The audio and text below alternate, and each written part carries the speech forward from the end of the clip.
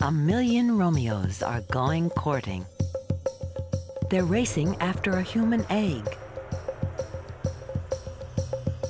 It could be the start of a new life.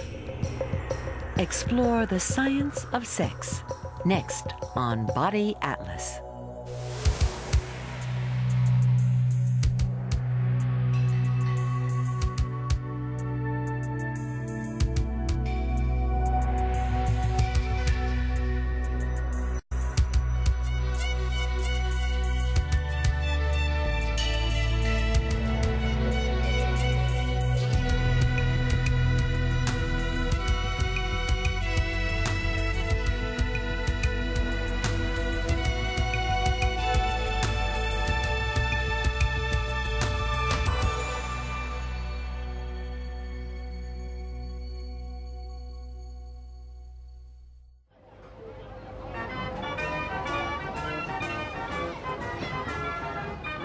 Love may make the world go round, but Damien and Ruth have more than stars in their eyes. They're hoping to start a family. These young people are responding to a deep biological urge designed to ensure the survival of the human race. We humans must wait until our teens before our bodies are ready to reproduce our species. Compared with other animals, we're late developers. That's not the only difference. A woman has breasts even when she's not feeding her young. And we enjoy sex throughout the year, not just at special times of egg production. It creates a bond that holds couples together. Sex is for pleasure, but it's also for procreation. All the valentines and flowers in the world have one basic goal: to mix the characteristics of two people and make one. We all carry the seeds of a new generation. A man's sperm is one of his smallest cells, yet its head contains the germ of a new person. Its tail propels the sperm towards its much larger target, the egg. The egg is packed with nutrients and the chemicals it will need to divide and grow. It's the biggest cell in the human body, but still dwarfed by the tip of a needle.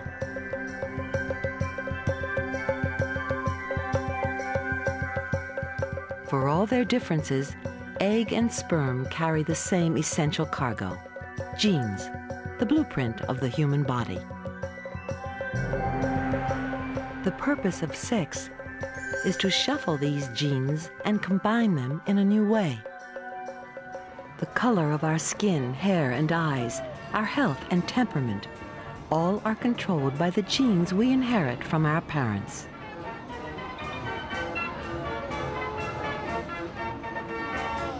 Each newborn child is unique. By constantly shuffling the genetic pack, evolution ensures that the human species keeps changing. For Ruth and Damien, the ability to reproduce started at puberty. But the potential to do so started much earlier, while they themselves were in the womb. A woman is born with her life supply of eggs. This 5-month-old girl fetus already has 7 million eggs nestling in her immature ovary. By puberty, only 300,000 remain. Human eggs constantly decay. A woman has only 30 childbearing years. A man is born with his sperm factory, but it only starts up at puberty. After that, it never switches off. In his lifetime, a man produces enough sperm to populate the world several times over.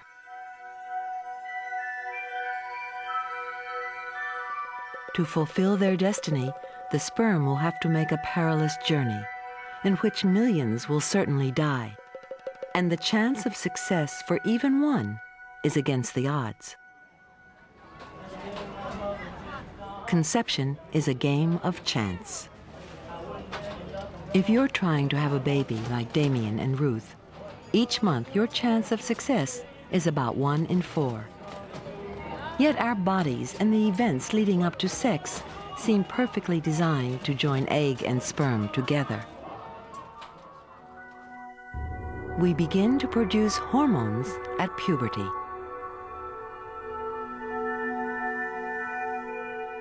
Estrogen and testosterone control the development of breasts, body hair, and sex glands. These chemical messengers change our bodies and our mental outlook. Boys begin to seek out girls, and young women start to enjoy the company of young men.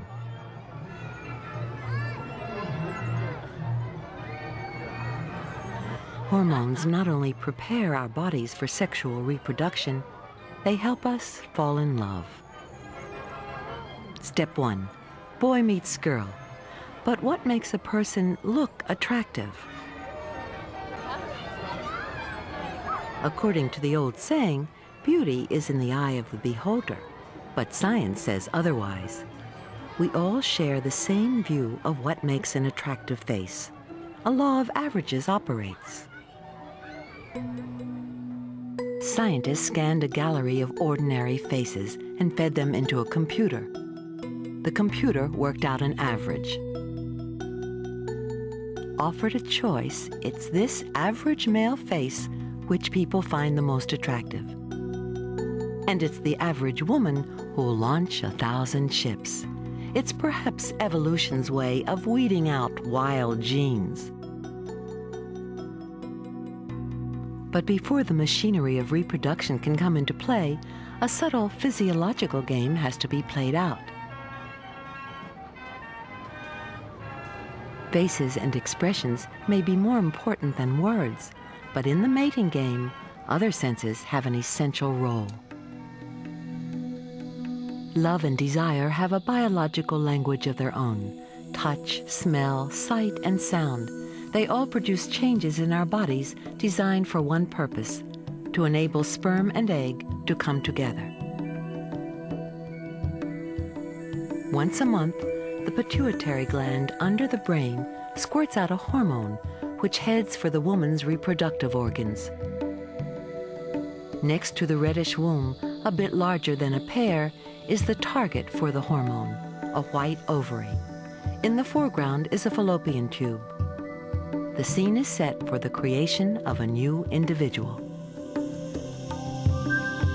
The ovary contains hundreds of thousands of eggs. They lie dormant until the monthly hormone signal triggers one to escape. The egg may have been waiting 40 years to make its debut, since the woman herself was in the womb. While the egg is safely inside the woman, the sperm factory is in the outside world. It's a dangerous place, but the testes must stay cool. Sperm will only form in conditions a few degrees below body temperature. Inside the testes are packed hundreds of yards of tubes, the breeding ground of sperm. The massive tails in this cross-section are mature sperm, awaiting delivery. Packed around the walls are the germ cells, which will develop into sperm. The complete process takes about 10 weeks. Sperm are produced at the rate of 1,000 a second. Up to 100 million are made every day. The sperm is a highly efficient machine for delivering its packet of genes to the target. At the back of the head is the power pack, delivering extraordinary amounts of energy. The whip-like tail propels it at Olympic speed. The torpedo head has a cap of chemicals that will bore into the egg. Inside is a dense mass of DNA.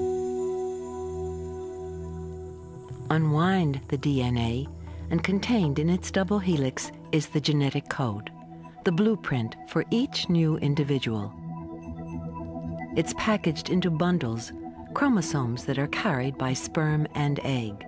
The cells that become egg and sperm start out with 46 chromosomes, like all other cells in the human body. These chromosomes divide by a special process to leave only 23. Before they divide, they go through a shuffling process, swapping genetic information to produce a unique new combination. This shuffling ensures the variety of the human species. With millions of sperm waiting in the testes and the egg about to be released, the stage is set every month for a meeting of the two. Our bodies respond to lovemaking with changes which make it possible for sperm to get inside the woman and meet the egg. The red and white areas in this thermal picture show where increased blood flow is producing heat, just one of the body's responses to arousal. Internal changes include swelling of tissues and lubrication. Skin is the most important organ of sexual excitement. Our 2.5 square yards of skin contain 5 million touch cells. They send sensory signals to the brain with lightning speed. Spread over the entire surface are areas of special sensitivity. These erogenous zones include lips, breasts, and genitals.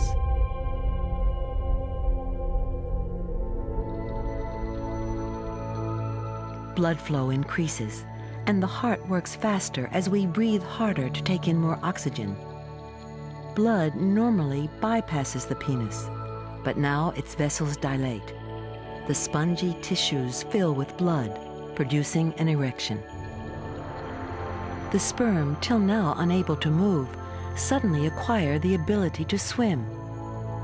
If they were as large as humans, they'd break the world record for the 100 meters freestyle. They are now propelled into the man's body to be fortified by special secretions from the prostate gland. At ejaculation, they perform a small marathon, equivalent to a man swimming 9 miles. Splashed against the woman's cervix is a flood of 700 million sperm. This is the beginning of the great sperm race, an assault course strewn with deadly obstacles. Inside the female, the sperm are now in alien territory. This is a sperm's eye view of the inside of the vagina. It's full of microscopic nooks and crannies which trap sperm. This is the gateway to the womb, the entrance to the cervix. The sperm must wriggle across these ragged skin cells. Many sperm get trapped in these crevices. Others take shelter and lurk here, releasing further sorties like waves of bombers over the next few hours. The vagina contains acid to protect it from germs. Bacteria won't flourish here, neither will sperm. 100 million are killed immediately. Most sperm die in the vagina. This sperm's survival depends on its strength and how powerfully it can swim. Ejaculation has delivered it here. Now it's on its own. Compared with other animals, the human male is rather poor at making sperm. Despite his larger testes, he makes only as many normal sperm as a hamster. Over half may be abnormal. Here's a sperm with a bent head. Some have 2 tails. Strangely, it's a disadvantage. Others have no heads. The health of the sperm is vital, but no sperm can achieve its mission unless there's an egg ready and waiting. In the ovary, a follicle is ripening, making a bulge in the surface at the lower left. The monthly surge of hormones makes the follicle burst, releasing an egg. The woman's orgasm may actually trigger it. Every 4 weeks, these fringes at the end of the fallopian tubes become activated by hormones and begin searching for the egg.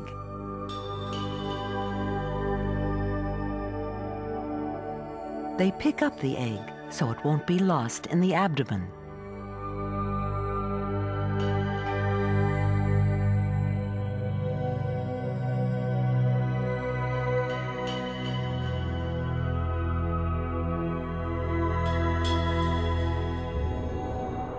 Once it's safely inside the fallopian tube, the egg has up to 48 hours to meet a sperm.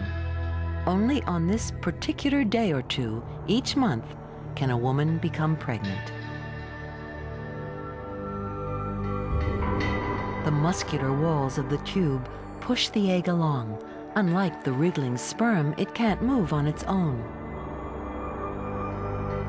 The fallopian tubes are lined with microscopic hairs called cilia, which sweep the egg onwards. The tube walls also provide nourishment on the slow journey down to the womb. For the surviving sperm, the next obstacle is the cervix, the narrow entrance to the womb. They may find it blocked by a plug of mucus. This sticky barrier protects the woman by preventing harmful bacteria from invading her vulnerable womb. Microbes can't penetrate its fine structure. Neither can these massed hordes of sperm.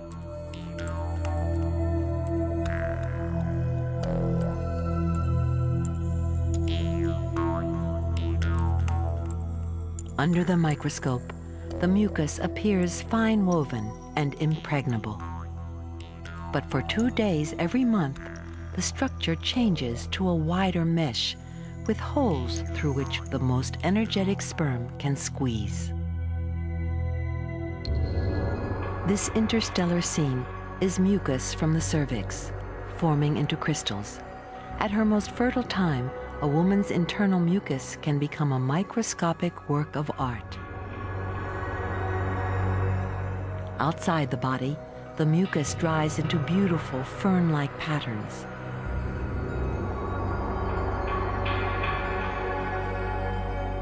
The strongest sperm can now force their way through. The mucus cleans off any bacteria they may carry. At this time of the month, the mucus also provides a safe reservoir for sperm. They can survive here for 48 hours. This pool can extend the chances of success if the woman has not yet ovulated. The woman's excitement also helps the sperm. As she reaches her climax, the pressure in her womb drops, sucking sperm through the narrow cervix and onwards towards fertilization.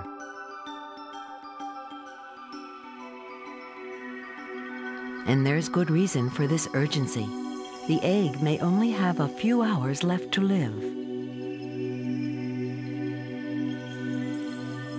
Inside the womb, the survivors form a pack to assist each other as they climb upwards against gravity.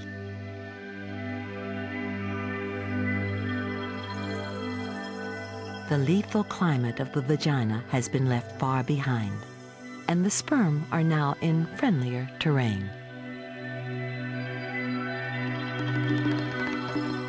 The wall of the womb is secreting nutrients, preparing to receive a fertilized egg.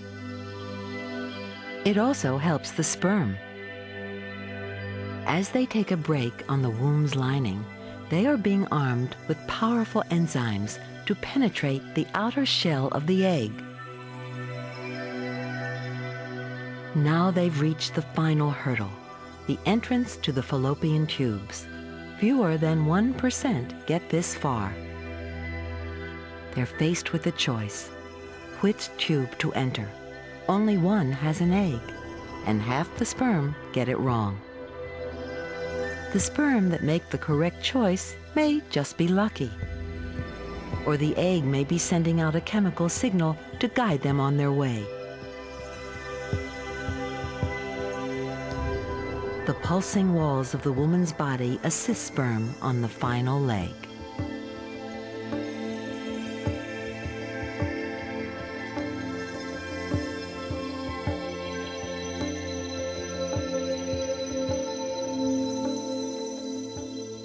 egg and sperm are less than an inch apart and closing fast.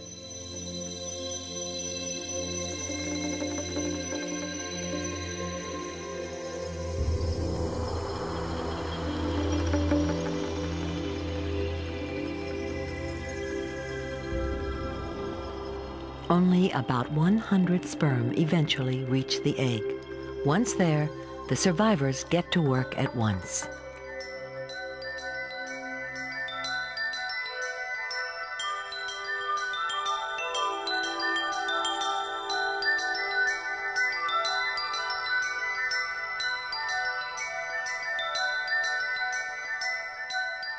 The sperm frantically try to bore their way in through the outer shell.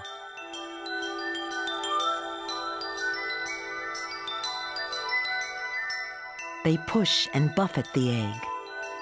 But only one sperm can be successful. In this marathon, there are no prizes for the runners-up. The successful sperm binds to the egg's surface. An explosive charge of enzymes in its head bores through the shell. This wave of color marks the moment. It's a chemical signal sweeping across the egg. With lightning speed, the shell of the egg hardens to prevent other sperm from entering. Within a few hours of fertilization, 2 packets of genes are visible in the center, one each from egg and sperm. The 2 sets of chromosomes now reach out to each other and combine. Together, they make up the complete blueprint for a human cell. The blue patches at lower left are the sperm's gene packet. In the opposite corner is the eggs. Now the 2 sets have combined in the center. It's the signal for the egg to start dividing. Chromosomes pull apart, and the egg splits into 2 cells.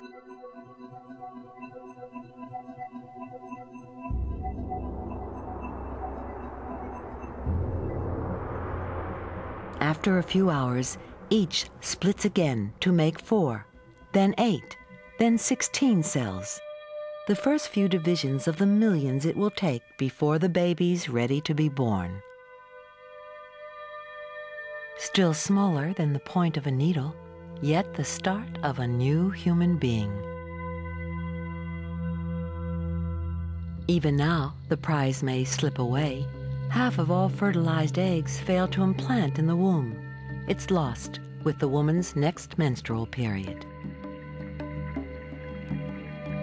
But if they've been lucky, by day 7, the embryo is already burrowing into its mother's womb.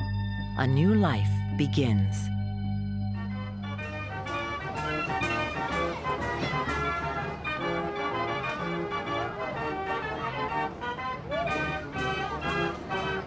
The urge to reproduce keeps the human species going.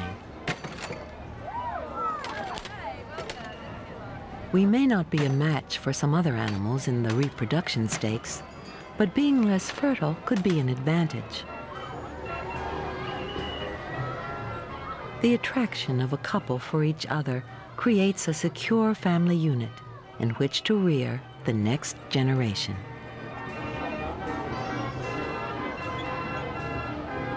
The human body has evolved to keep the species going and to give us pleasure as we do so.